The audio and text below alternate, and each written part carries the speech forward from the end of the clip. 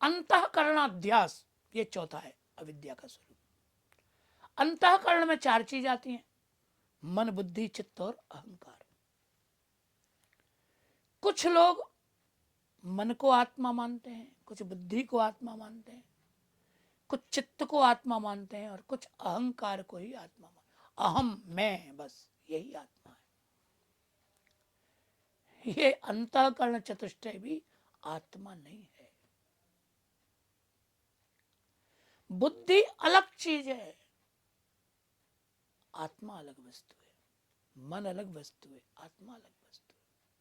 अब इन सब के लक्षण भी यदि मैं करूं तो विषय व्यापक जरूर होगा, लेकिन फिर भी मैं निवेदन करता हूं आपको। मन का लक्षण शास्त्र में बताया है, संकल्प विकल्पात्मकम मन। संकल्प और विकल्प जिसमें होते रहे उसको मन कहते हैं। दुविधात्मक, करूं न करूं, करूं न करूं, ये वृत्ति जिसमें बनी है उस वृत्ति, ये मन की वृत्ति है। उस वृत्ति का आधारभूत तत्व मन है।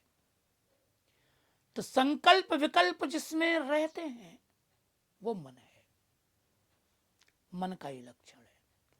निश्चयात्मिका बुद्धि,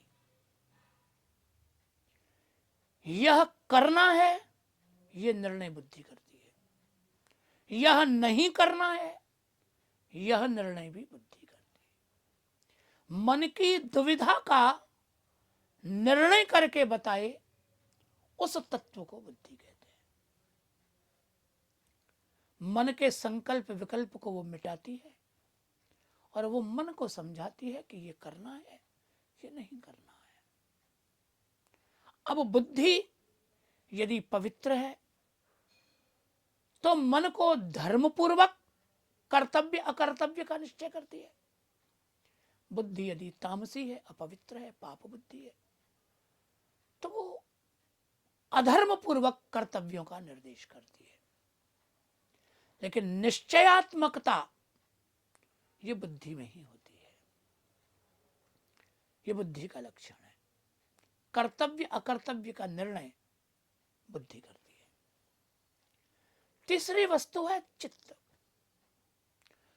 चित्त के लिए मैं ये कह सकता हूं एक प्रकार से कि सैकड़ों संकल्प विकल्प प्रतिदिन जो मन में होते हैं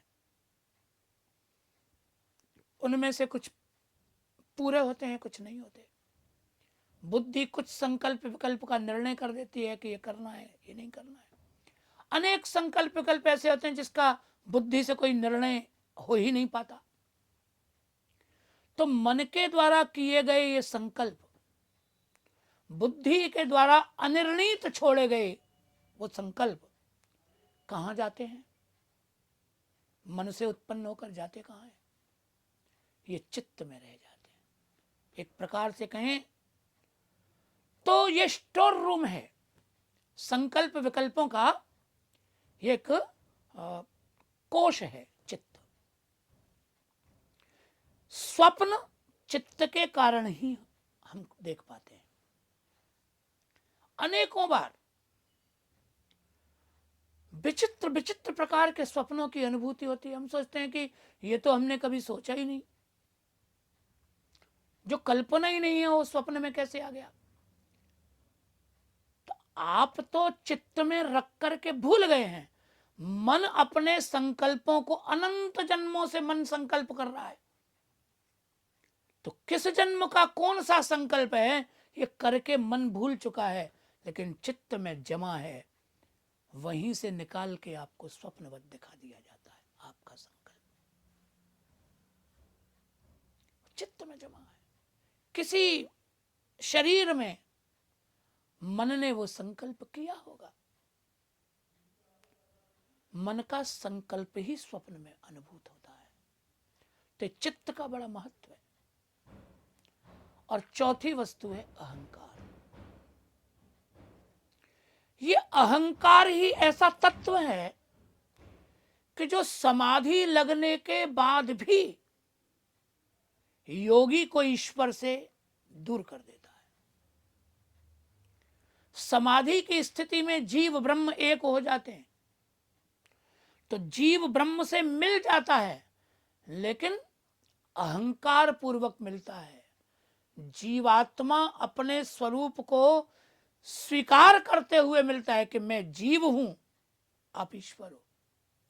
तो जीवाभिमान के साथ मिलता है, और ये जीव का अहंकार ही उसे ईश्वर से पुनः दूर कर देता है। समाधि टूट जाती है। अहंकार यदि नष्ट हो जाए तो जीव और ईश्वर के संयोग में ज्यादा व्यवधान नहीं हो सकता। अहंकार हमको ईश्वर से बहुत दूर किए हुए है। तो ये 4 प्रकार के अंतःकरण की वृत्ति है, मन बुद्धि चित्त अहंकार। इनका संक्षेप स्वरूप आपको बता दिया है। तो ये अंतःकरण को आत्मा मानने का जो भ्रम है, ये भी अविद्या के द्वारा ही उत्पन्न होता है।